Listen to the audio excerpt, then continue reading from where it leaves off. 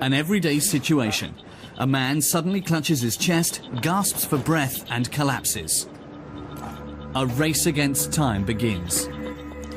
The most important thing now is to check his heart and, if any auricular fibrillation is detected, to act immediately. That's why many public places are equipped with defibrillators.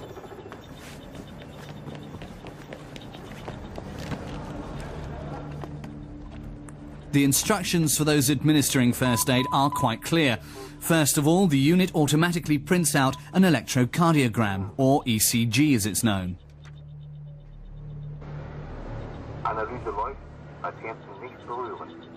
If evaluation of the ECG confirms auricular fibrillation, the defibrillator is activated. It sends a high-energy shock to the heart to stimulate it. The heart begins to beat and the brain is again supplied with oxygen.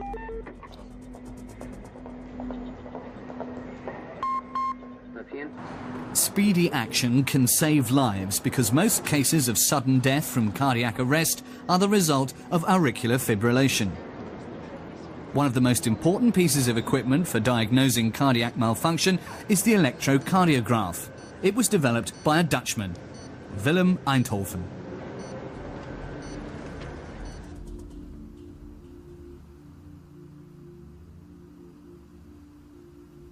Willem Einthoven was born in 1860 in Saramang in modern-day Indonesia, the eldest son of an army medical officer. When Willem was only 10, his father died and his mother decided to take the family back to Holland. After obtaining his school leaving certificate, Willem entered the University of Utrecht as a medical student, intent on following in his father's footsteps. In 1885, he received his doctorate. That same year, Einthoven accepted a post as Professor of Physiology at the University of Leiden.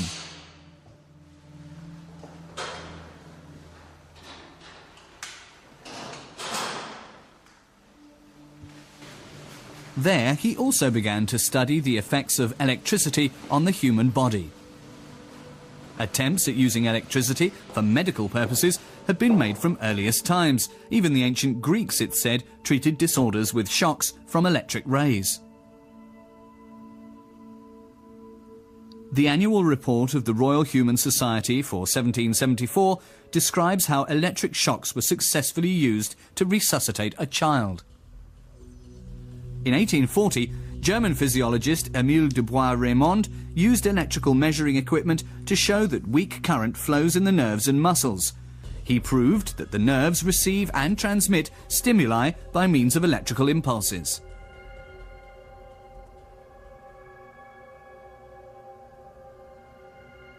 This phenomenon can be observed not only in the nerves but also in the muscles, because they need an electrical impulse in order to contract. The heart muscle is a very special kind of muscle because it can generate these electrical impulses itself. The impulses are generated by the sinus node, the heart's natural pacemaker, and propagated throughout the heart muscle. Excited by these stimuli, the cells of the heart muscle contract. This contraction compresses the heart like a bellows that's squeezed, thus enabling it to work like a pump.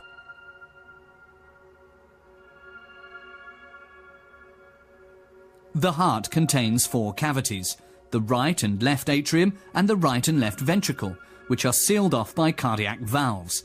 These valves only allow blood to flow in a certain direction. They prevent it from flowing back.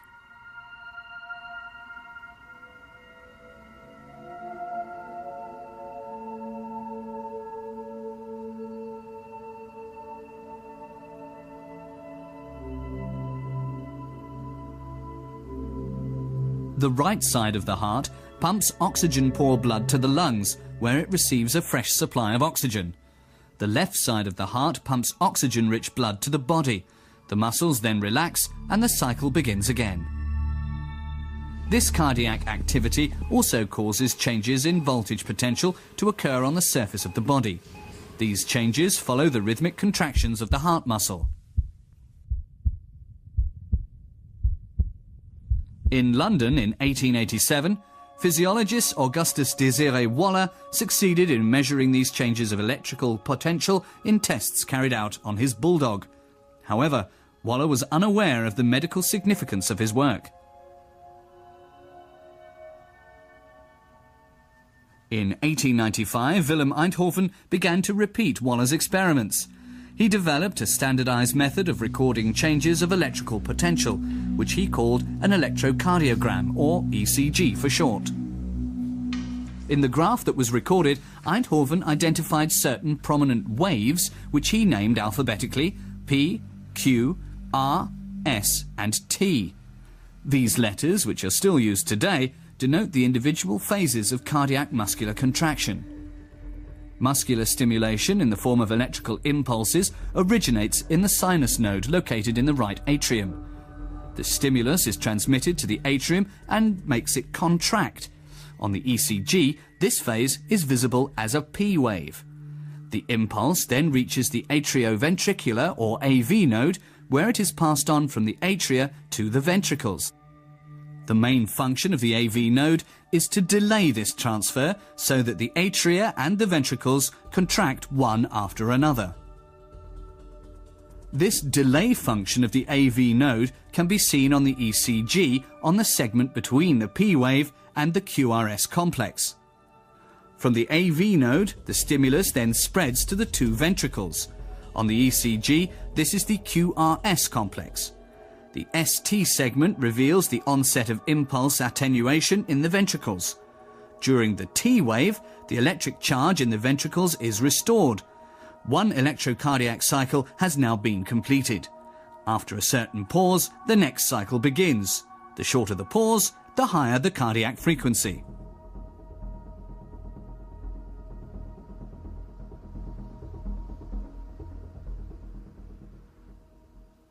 Einthoven recorded more than 5,000 electrocardiograms in a systematic study of electrocardiac reaction, not only in humans but also in animals.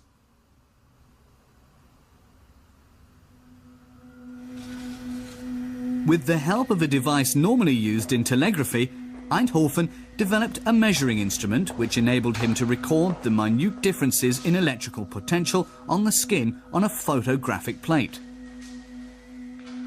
Through this improvement in his measuring and recording system, Einthoven was finally able to develop the instrument which formed the basis of modern cardiology and provided access to the electrical function of the heart.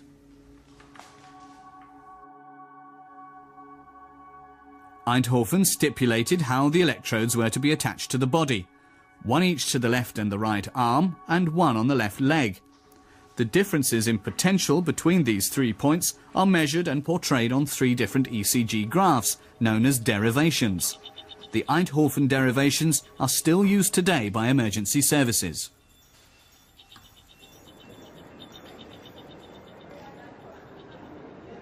The first electrocardiographs were almost room-sized and, together with the auxiliary equipment, weighed several hundred kilograms. It took several technically experienced assistants to operate them. In order to monitor bedridden patients in Leiden Hospital from his laboratory, in 1903 Einthoven laid electrical cables up to 2 kilometers long to produce the first telecardiograms. The laboratory in Leiden was now visited by scientists from all over the world. In addition to developing the ECG, Einthoven turned to the sounds made by the heart. In 1907, he wrote an article on recording human heart sounds by means of a string galvanometer. He introduced a new method of cardiac diagnosis, phonocardiography, the graphic recording of heart sounds. This technique enables congenital heart defects to be detected. In 1924, Willem Einthoven received the Nobel Prize for Medicine for his efforts in discovering the mechanism of the electrocardiogram. The development of valve and amplifier technology enabled smaller electrocardiograms to be built. The early 1920s saw the emergence of the first mobile units, followed in 1930 by the first portable devices.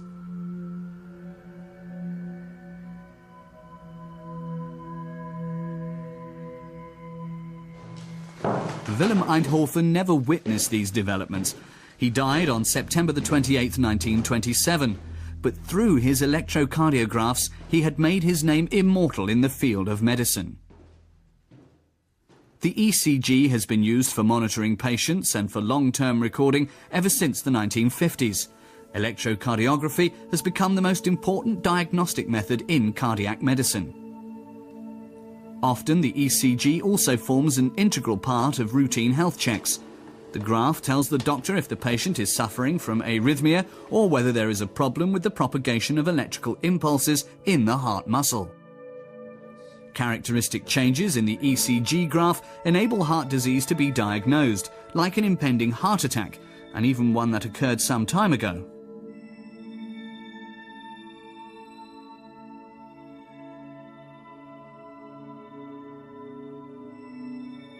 It is also possible to diagnose diseases of the coronary vessels, circulatory disturbances, and arrhythmia.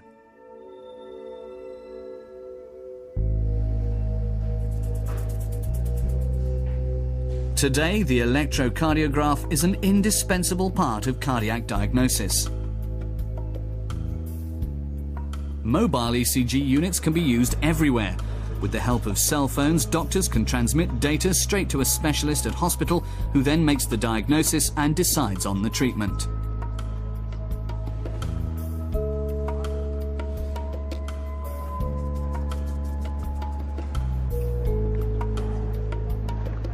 All public defibrillators also contain an electrocardiograph, which evaluates the heart's rhythm according to a standard derivation based on Einthoven. Implantable defibrillators also work on the same principle. The defibrillator, which is connected up to an electrocardiograph, is implanted in the patient's chest, just under the skin, and linked directly to the heart via a probe. If the probe detects any auricular fibrillation, the defibrillator automatically generates an electrical impulse which stops the fibrillation. After the operation to implant it, the device has to be tested to make sure it functions properly. Fibrillation is induced artificially. The defibrillator then generates an electrical impulse. Here the device works and the patient's heart begins to beat again. Operations of this kind are becoming more and more routine. After just 2 or 3 days, the patient is discharged. This method helps to avert the risk of sudden death from a heart attack in patients with life-threatening arrhythmia.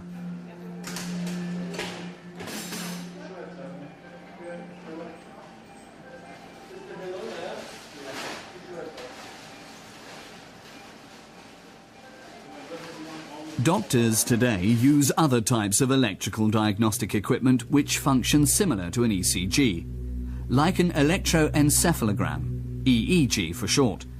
With the help of some 20 electrodes placed on the scalp, differences in electrical potential can be measured, amplified and recorded as brainwaves. The EEG enables morbid changes in the electrical activity of the brain to be registered. These include spasmic symptoms characteristic of epilepsy. But an EEG can also be used to diagnose strokes and brain tumours.